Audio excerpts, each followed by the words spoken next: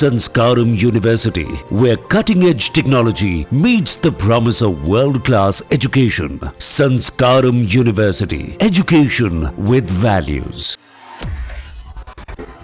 Canada के प्रधानमंत्री mark Carney ने G7 जो इस महीने होने वाली है उसमें प्रधानमंत्री नरेंद्र मोदी को आमंत्रित किया है।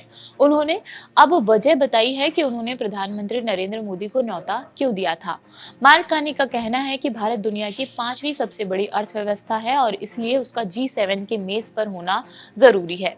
कार्नी के पीएम मोदी को न्योता देने के फैसले पर कनाडा की राजनीतिक पार्टी NDP के अलावा वर्ल्ड सिख ऑर्गेनाइजेशन ने भी सवाल उठाए हैं। आपको बता देते हैं कि 2023 में खालिस्तान समर्थक सिख नेता हरदीप सिंह निज्जर की हत्या के बाद से ही भारत और कनाडा के संबंध अब तक के सबसे खराब दौर में हैं। इससे पहले शुक्रवार को भारत के प्रधानमंत्री नरेंद्र मोदी ने यह बताया था कि मार्क कार्नी ने उन्हें G7 समिट का न्योता दिया है और वह इसमें शामिल होंगे। इसके बाद कनाडा के प्रधानमंत्री मार्क कार्नी से एक प्रेस कॉन्फ्रेंस में सवाल किया गया कि बीते ही साल RCMP यानी रॉयल कैनेडियन माउंटेड पुलिस ने ये कहा था कि मोदी सरकार कनाडा में हिंसा फैलाने के पीछे है, जिसमें हत्या भी शामिल है। फिर आपने मोदी को G7 में क्यों बुलाया? इस पर मार्क कार्नी ने जवाब में कहा, कनाडा G7 के अध्यक्ष की भूमिका में है। हमारे G7 के सहयोगियों के साथ हुई चर्चा में ये सहमति बनी है कि एनर्जी, आर्टिफिशियल इंटेलिजेंस, अहम खनिज जैसे महत्वपूर्ण मुद्दों पर चर्चा करने के लिए सबसे महत्वपूर्ण देशों को आमंत्रित करना जरूरी है। उन्होंने आगे कहा, भारत दुनिया की 5वीं सबसे बड़ी अर्थव्यवस्था है, सबसे बड़ी आबादी वाला देश है और ग्लोबल सप्लाई चेन का केंद्र है। मार्क कार्नी ने भारत और कनाडा के बीच द्विपक्षीय संबंधों के बारे में भी कुछ बातें कही। उन्होंने बताया, द्विपक्षीय स्तर पर हमारे बीच सहमति बनी है कि हम कानून के पालन पर बातचीत करेंगे और इस दिशा में बात थोड़ी आगे बढ़ी है। जवाबदेही के मुद्दे पर भी सहमति बनी है। मैंने प्रधानमंत्री मोदी को न्योता दिया और उन्होंने इसे स्वीकार किया है। हरदीप सिंह निज्जर की 18 जून 2023 को कनाडा के एक गुरुद्वारे की पार्किंग में हमलावरों ने गोली मारकर हत्या कर दी थी।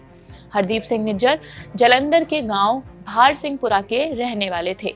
भारत सरकार के अनुसार निज्जर खालिस्तान टाइगर फोर्स के प्रमुख थे और इसके सदस्यों के संचालन, नेटवर्किंग, प्रशिक्षण और वित्तीय सहायता देने में सक्रिय रूप से शामिल थे, मदद करते थे।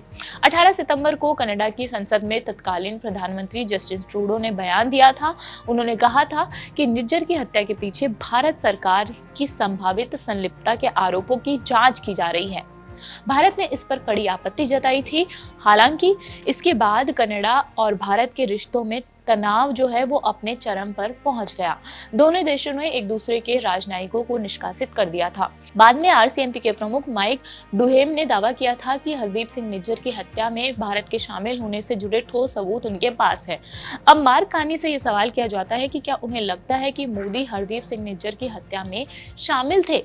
इस पर कनाडाई PM ने कहा, सबसे पहली बात तो ये है कि ये एक कानून प्रक्रिया होती है जो अभी चल रही है। कनाडा में जांच किए जा रहे हैं मुद्दों पर उन पर मैं कोई टिप्पणी करना सही नहीं है। इस पर पत्रकार ने उनसे फिर पूछा कि क्या ऐसी कोई संभावना है, जिसका जवाब देते हुए मार्क कार्नी ने कहा, मैं किसी भी कानूनी प्रक्रिया जो चल रही होगी उसके बारे में यही जवाब दूंगा। फिलहाल इस खबर में इतना ही। आपको ये खबर कैसी लगी हमें कमेंट बॉक्स में बताइए। मेरा नाम मनीषा है और देखते रहिए जागरण। शुक्रिया।